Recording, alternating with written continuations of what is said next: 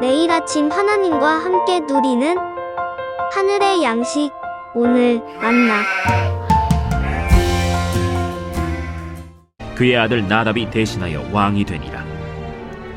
솔로몬의 아들 르호보암은 유다 왕이 되었으니 르호보암이 왕위에 오를 때 나이가 41세라. 여호와께서 자기 이름을 두시려고 이스라엘 모든 지파 가운데서 택하신 성읍 예루살렘에서 17년 동안 다스리니라. 그의 어머니의 이름은 나아마요 암몬 사람이더라. 유다가 여호와 보시기에 악을 행하되 그의 조상들이 행한 모든 일보다 뛰어나게 하여 그 범한 죄로 여호와를 노엽게 하였으니 이는 그들도 산 위에와 모든 푸른 나무 아래에 산당과 우상과 아세라 상을 세웠음이라. 그 땅에 또 남색하는 자가 있었고 여호와께서 이스라엘 자손 앞에서 쫓아내신 국민의 모든 가증한 일을 무리가 본받아 행하였더라. 르호보암 왕 제5년에 애굽의 왕 시삭이 올라와서 예루살렘을 치고 여호와의 성전의 보물과 왕궁의 보물을 모두 빼앗고 또 솔로몬이 만든 금방패를 다 빼앗은지라. 르호보암 왕이 그 대신 노스로 방패를 만들어 왕궁 문을 지키는 시위대 대장의 손에 맡기매 왕이 여호와의 성전에 들어갈 때마다 시위하는 자가 그 방패를 들고 갔다가 시위소로 도로 가져갔더라. 르호보암의 남은 사적과 그가 행한 모든 일은 유다 왕 역대 지략에 기록되지 아니하였느냐. 르호보암과 여로보암 사이에 항상 전쟁이 있습니다. 르호보암이 그의 조상들과 함께 자니 그의 조상들과 함께 다윗성에 장사되니라. 그의 어머니의 이름은 나아마요 암몬 사람이더라. 그의 아들 아비암이 대신하여 왕이 되니라.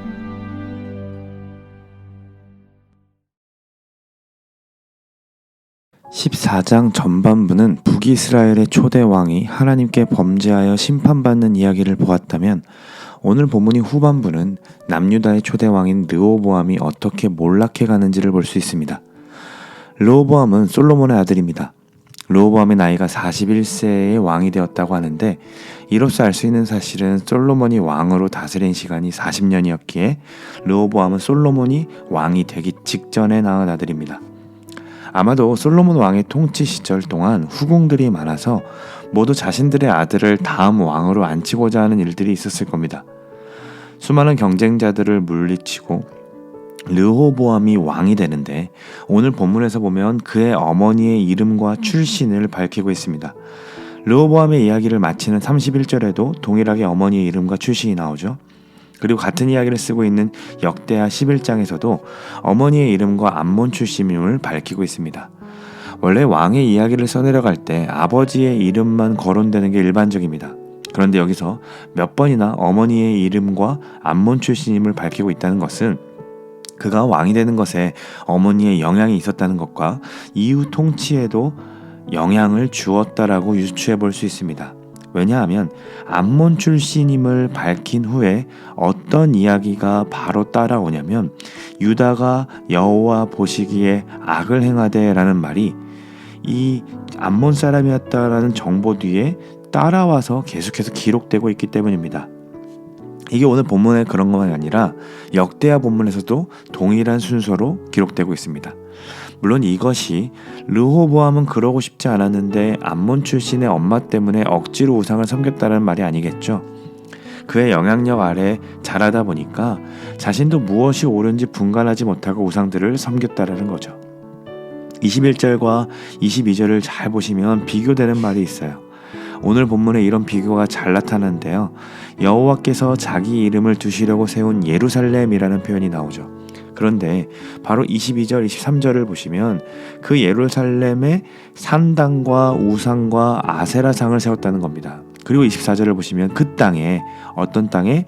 여호와께서 자기의 이름을 두시려고 세운 예루살렘 그 땅에 남색하는 자가 있었다고 합니다. 여기서 남색하는 자는 동성 연애자들이 아니라 거룩한 남자라는 뜻으로 산당에서 음란한 성적 결합을 위해 존재하는 사제들이었습니다.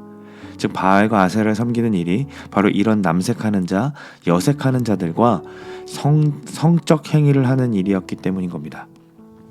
그 행위를 통해 번영과 풍년을 기원했던 거죠. 또 비교문이 나옵니다. 24절을 보시면 여호와께서 이스라엘 자손 앞에서 쫓아내신 국민, 즉 하나님이 함께 거주하지 말아라 쫓아내라고 하신 그 다른 민족들인데 르호보암과 남유다가 어떻게 합니까? 그들을 쫓아내는 게 아니라 본받아 행했다라고 합니다. 하나님을 버리고 의지하지도 않았고 도리어 하나님이 싫어하시는 행위를 본받아 행할 정도였다는 거죠. 공의로우신 하나님은 이 일을 지켜보아 보지 않으십니다. 애고방 시삭이 남유다를 치러 올라오는데 그 이유를 역대하는 이렇게 기록합니다. 그들이 여호와께 범죄하였으므로 르호보암 왕 제5년에 애고방 시삭이 예루살렘을 치러 올라오니, 애고방이 치러 오는 사건이 단순히 세력 확장을 위한 전쟁이 아니라 하나님의 역사 아래 있다는 것을 나타내주고 있는 겁니다. 결국 솔로몬 시절부터 누렸던 모든 재물을 애굽에게 다 빼앗기게 됩니다.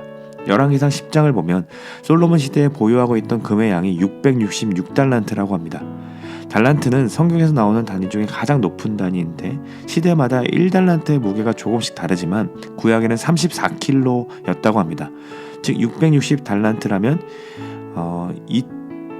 22,644kg인 거죠. 현재 금 1kg이 대략 9,400만 원 정도니까 엄청난 양, 엄청난 금액의 금이 깔려 있었던 겁니다. 그래서 방패까지 금으로 만들어서 들고 다녔다라는 말이 이게 금칠만한 게 아니라 진짜 금으로 만들었다라는 거 이게 이해가 됩니다. 그런데 이 방패는 전투용이 아니라 왕을 의전할 때 쓰는 의전용이었습니다. 즉 왕이 성전에 출입할 때에 의전하고 있는 시위대들이 이 팔레스타인의 땡볕 그 해를 방패로 반사시키면서 빛을 하늘 향해 다시 쏘는 겁니다. 굉장히 위험 있어 보이게 만드는 그 왕의 행차를 찬양하기 위해 의전대들이 높이며 왕을 찬양하는 그 도구로 방패가 사용됐던 거죠. 그런데 27절과 28절을 보면 금을 다 빼앗겨서 그 대신에 노스로 방패를 만듭니다. 이게 금이랑 가장 비슷한 역할을 할 수 있었기에 그가 빼앗긴 것을 가지고서 아쉬워하면서도 노스로 다시 방패를 만들었다는 겁니다. 그리고 이전에는 그 금방패를 한 사람당 하나씩 줬는데 이제는 없어질 수 있으니까 놋도 너무 귀해진 시대가 되었기 때문에 시위소로 도로 가져갔다는 이야기가 나옵니다. 그만큼 형편이 어려웠다는 거죠. 유다의 쇠락을 보여주고 있는 대목입니다. 또한 르호보암과 여로보암 사이에는 항상 전쟁이 있었다라고 하죠. 평안이 없는 삶. 이 솔로몬 시절에 있었던 태평성대는 사라지고 모두 빼앗기고 전쟁만 남아 평안이 없는 시대가 되었습니다. 그게 르호보암이 선택한 길의 결과입니다. 역대하를 보면 르호보암이 어떻게 하나님 앞에서 악을 행했는지를 볼 수 있습니다. 그는 원래 3년 동안 솔로몬과 다윗의 길로 행하는 무리들과 함께 잘 세워가는 듯 했습니다. 그런데 솔로몬이 말년에 그랬던 것처럼 여러 아내들을 맞아들이면서 자신의 나라가 부유해질 거라고 생각했습니다. 그의 아내가 18명, 첩이 60명, 아들이 28명, 딸이 60명 있다고 하니 엄청난 거죠. 신명기 말씀에 왕을 세울 때는 금을 많이 두지 말고 말을 많이 두지 말고 아내를 많이 두지 말라고 말씀하셨는데 이 모든 것을 다 어기는 왕이 솔로몬이었고 그 솔로몬의 길을 따라 르호보암도 행했던 겁니다. 역대하 12장을 보면 르호보암의 나라가 견고하고 세력이 강해지매라고 말합니다. 여러 나라를 가족으로 받아들이면서 정말로 견고해지고 세력이 강해졌습니다. 그런데 그 뒤에 말씀이 중요합니다. 세력이 강해짐에 그가 여호와의 율법을 버리니 온 이스라엘이 본받은지라. 여러분, 세력이 강해질수록 번성해지고 부유해질수록 율법을 멀리했습니다. 하나님은 선지자 스마야를 보내셔서 너희가 나를 버렸으므로 나도 너희를 버렸다라고 선언하시고 이 세상의 번영을 위하고 하나님의 말씀을 멀리하는 그에게 하나님은 버리셨다라고 하나님을 버리는 사람이 되었다라고 선포하신 겁니다. 그리고 그로 인해 애굽이 쳐들어오게 되었고 그토록 자랑하던 부와 권세들을 다 잃어버리게 되었습니다. 그런데 오늘 본문을 보면 성전의 보물과 왕궁의 보물을 빼앗기고 그가 제일 먼저 회복하고자 했던 것이 무엇입니까? 금과 비슷한 의존용 놋방패를 만드는 것이었습니다. 여호와의 성전에 들어갈 때마다 시위대에게 놋방패를 들어 올려서 자신을 높이고 찬양하는 것, 그것이 그가 모든 것을 빼앗기고도 회복하고자 했던 거죠. 오늘 본문을 묵상할수록 나는 다른가? 라는 질문을 하게 됩니다. 여호와께서 자기 이름을 두시려고 택하신 우리, 하나님의 성전된 우리의 마음 가운데 여러분 무엇으로 가득 차 있습니까?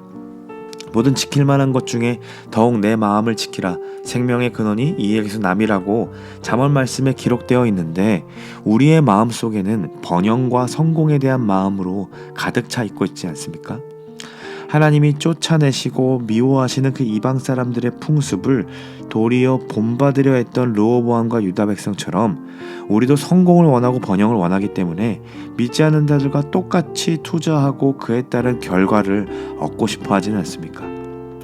애굽 왕이 치듯 우리의 삶에서도 다 빼앗기고 쥐염 열매를 먹을 수밖에 없었던 둘째 아들 같은 형편이 되었음에도 불구하고 여전히 또 성전에 오르락 내리락하며 내 권위를 찾고 싶어하고 인정받고 싶어하는 욕구로 놋방패를 올려드리고 있지는 않은가요? 여러분, 이게 다 왜 이렇게 시작됩니까? 바쁘다는 이유로, 읽을 시간이 없다는 이유로 하나님의 말씀을 멀리하는 삶이 이렇게 쇠락의 길로 걷게 한다라는 겁니다. 여러분 보시면 심판을 받아도 애굽이 쳐서 그를 심판해도 하나님의 이 메시지를 해석하지 못합니다. 말씀에 무지했기 때문에 하나님을 버렸기에 스스로 자신을 세우는 데만 집중하며 살아가는 거죠. 결국 마음을 지키지 못하고 이 허헛한 마음을 우상단지에 의존할 수밖에 없는 인생이 됩니다. 우리는 이렇게 무지할 수밖에 없고 교만할 수밖에 없는 인생들이었습니다. 하나님의 말씀이 그분이 원하시는 나라가 내 삶에 실현되고 있지 않음에도 위기의식이란 없는 자들이 바로 우리의 삶이었습니다.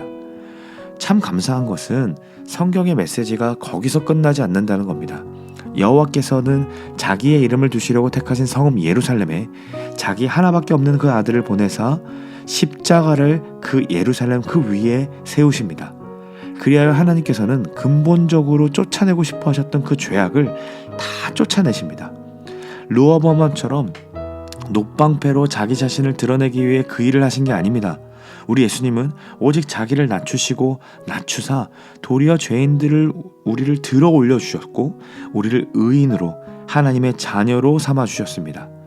그리하여서 늘 전쟁뿐이었던 우리의 삶에 평안을 허락하셨습니다. 이것이 성경 전체가 말하고 있는 복음입니다. 르호보암 곁에는 암몬 사람이었던 어머니가 있어서 우상의 영향력을 벗어날 수 없었다고 하지만 우리에게는 성령 하나님께서 함께 거하심으로 우상의 영향력이 틈타지 못하도록 뿐만 아니라 더 이상 죄가 우리를 주장하지 못하도록 만드셨습니다. 사랑하는 여러분, 주의 율법을 묵상하는 것이 우리를 이렇게 자유함으로 이끌 수 있습니다. 영원하신 하나님의 말씀이 우리 안에 있는 모든 불안함, 염려함, 낙심하는가 만드는 모든 전쟁들을 그치게 할 것입니다. 그 복음이 우리에게 진정한 평안을 가져다 줍니다. 오늘도 그 말씀 안에 거하시는 저와 여러분 되시기를 소망합니다. 우리의 모습은 비록 르호보암과 닮아 있지만 우리와 동행하시는 그 성령 하나님을 의지하면서 그분이 주시는 지혜로, 그분이 이끄시는 진리로 자유와 평안을 누리는 하루 되시기를 간절히 소망합니다.